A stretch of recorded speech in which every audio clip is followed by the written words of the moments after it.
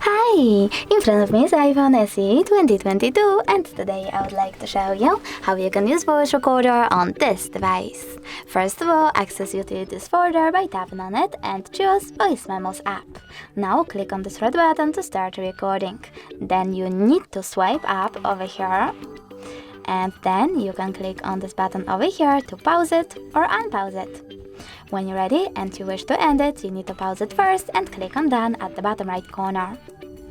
As you can see, my recording was successfully created. If you wish to play it, click on this button over here.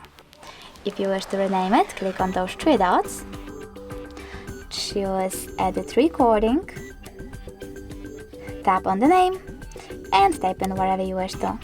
Now you need to choose Return, tap on Done one more time, and if you wish to get rid of your recording, tap on this bin icon over here. And now it's gone! Thanks so much for watching. If you enjoyed this video, don't forget to leave a like, comment and subscribe. Bye!